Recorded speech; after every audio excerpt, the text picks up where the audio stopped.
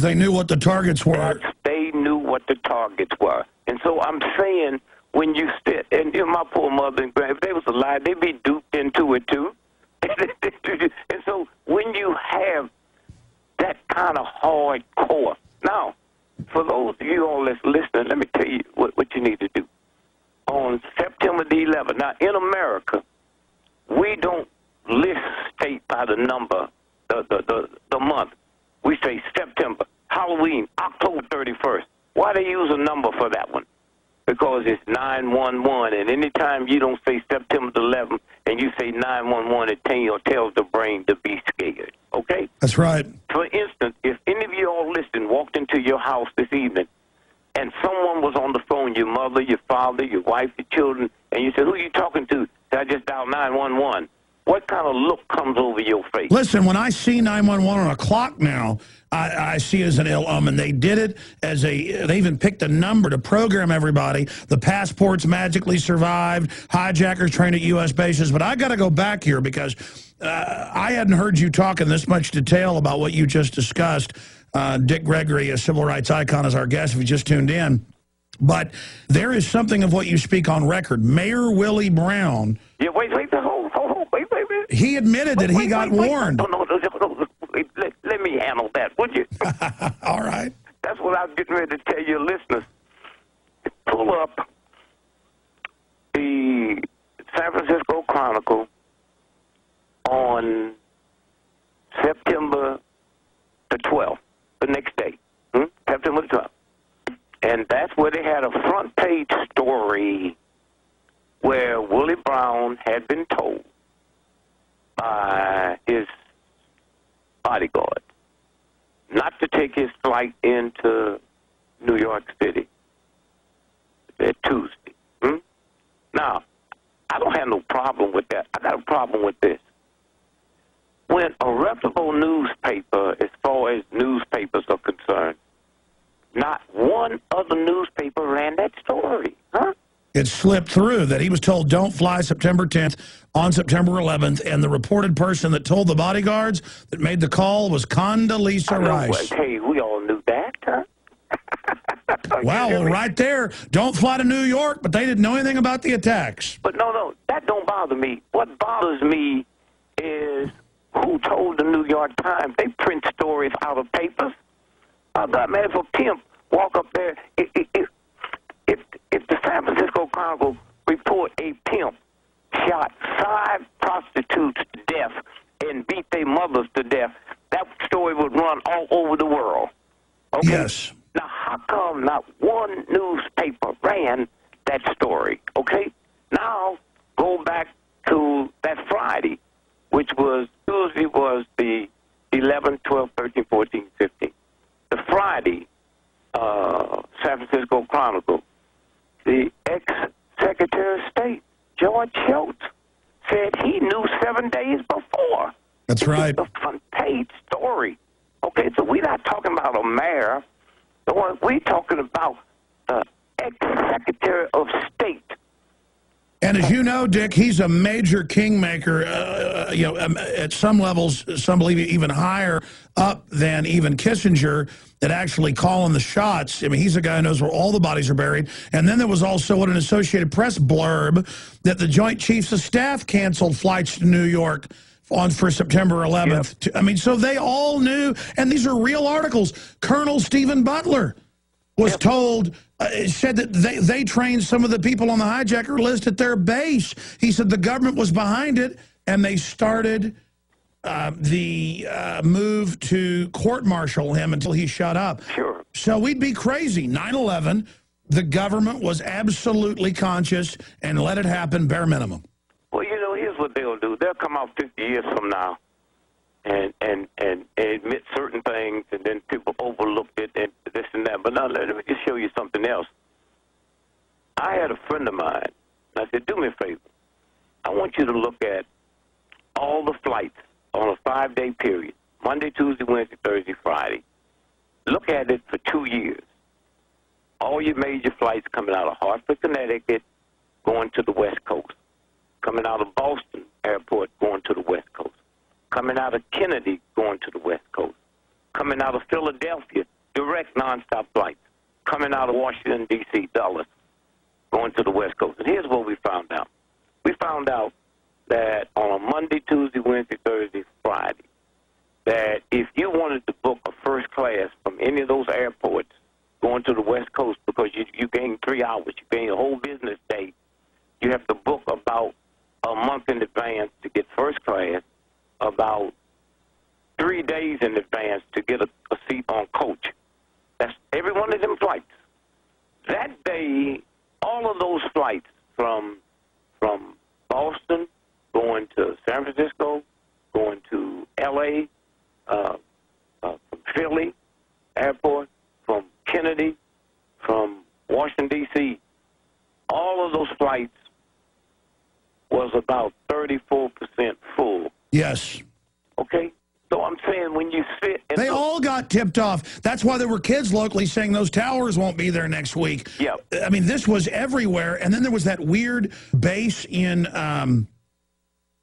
it was up in Nebraska, where hundreds of CEOs had been told come to a special meeting a week before, and then they closed the hangar and showed them some video, and they all came out freaked out, and Warren Buffett was running it. I mean, you're talking about weirdness. Well, very seldom somebody would tell you something that you don't know. But if you don't know this, look in this and tell your folks, those little training, where those Arabs were supposed to have gone taking their training in Florida. Yes. Those schools is owned by Warren Buffett. Did you hear me? No, I didn't. All right. No, I mean, I heard you. I didn't know that. Okay. That was owned by Warren Buffett, right? Now, let me just tell you something very interesting. Do you remember Martha Mitchell?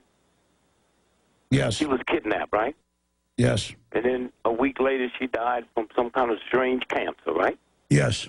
Now, anytime you can kidnap the Attorney General's wife, of the United States, when you become the Attorney General of the United States, you're the #1 cop in the world because America is the #1 mightiest power on the planet, okay? Now, when you can kidnap the Attorney General's wife of the United States, and as we talk right now, brother, nobody's ever been arrested for that kidnap? Huh? Did you hear me? No, you're right. Okay, now, why was she kidnapped? Because she heard her husband and a bunch of the old white boys sitting around in their living room with their cognac talking about when the World Trade Building was going to be blown up. She was outraged. She wasn't in the room. This was the white boy meeting. And she got on him and said, well, I'm going to tell the world on Monday. I hold a press conference. She was kidnapped, man. Shot her in the butt with a cancer shot, and she died. And we keep paying our rent, and we keep doing this and looking at all this old crazy kind of stuff and don't know what's really going on. And so consequently, when you sit and look, now while I was watching this, the people started getting tired and they started making mistakes. Now, ask you a question now. If that building has 54,000 people who work there in the World Trade, and by evening there's over 120,000 people in the building, people coming there for business, coming for to view and all that. Now, around the corner, a block and a half around the corner, is Fire Station 7, something like that. They go there every day, year-round, a minimum of 50 times, maximum of 75. Why?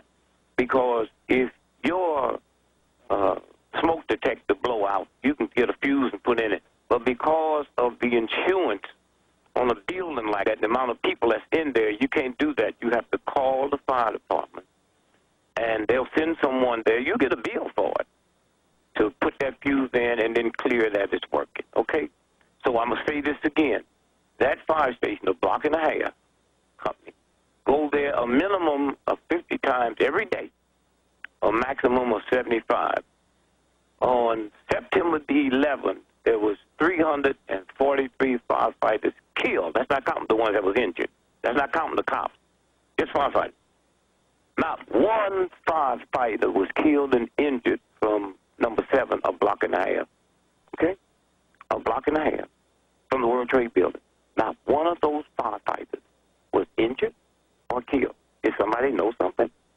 I mean, firefighters came from all over the city, and many of them died or was injured right around the corner. Nothing.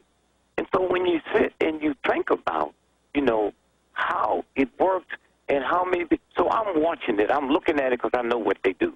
I'm looking at it, and I'm looking at it, and then they start getting tired. And then I heard CNN interview a guy, and he says, where were you when this happened? This was a day later. I said, well, I was, I'm going to school to be a first responder, and I got about 6 months, and then I heard this awful noise, and I started running towards it, and I open up this door, and I go in there, and there's about 100 FBI and Homeland Security people there. There. I said, what do you mean? I said, I wondered how they got there that quick. 2 days later, they was interviewing one of the guys from Homeland Security, and I guess he was just tired. He said, yeah, we sent a team in here 2 days before it happened so we could be in place. Yeah, that was Kennedy. And then he said, that was a mistake. And later it was confirmed the whole drill that was used to cover up wiring the buildings was called Tripod 2. And they'd already moved out of all the buildings, their own offices, to run the drill from the end of the pier, blowing it all up. Okay, I came back early because I've got another, you can go to Infowars.com and or to YouTube, Alex Jones's show, and watch the rest of that Dick Gregory interview. There's probably another 15 or 20 minutes altogether, including the 11 minutes I skipped at the beginning, making probably 20 minutes altogether. But now I'm going to do something. Remember how I keep talking about every time I run a Russia Today clip, I get blocked on YouTube because it's a copyright violation? Well, today I'm going to really do a double whammy. It's a Russia Today clip with a clip of Fox shown by Russia Today. So Fox News and Russia Today, it's a double whammy. It'll probably be blocked too, but we'll see. Anyway, you know, what really gets me is people see all this stuff happening on a daily basis, and, you know, you can argue incrementally it's getting worse and worse and worse, but it doesn't seem like anybody in the general public seems to be paying much attention. And it just gets me, you know, there's a popular philosophy that the politicians are just plain stupid people, really stupid. That's the way that they explain in their own minds how the politicians could keep voting for bills that are corrupt or really mess up the economy or really mess up the ecology or really make some person rich at the expense of a whole bunch of other people that are not able to handle it. And we wonder, well, how did they do that? They're stupid, right? They're really stupid. And if we only could tell them what they're doing and show them how wrong it was, that they just changed their ways, because nobody wants to be stupid, right? Well, that type of viewpoint is stupid, let me tell you.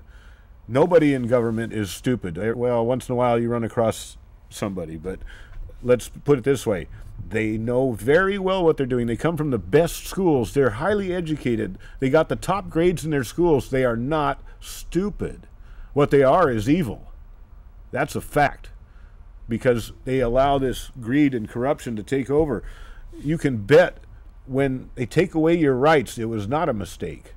It wasn't an accident or an unintended consequence. It was a deliberately calculated, planned, and executed maneuver, a betrayal, a knife in your back.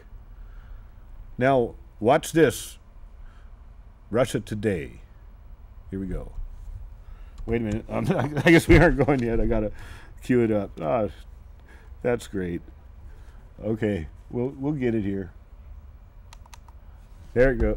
As all Americans know.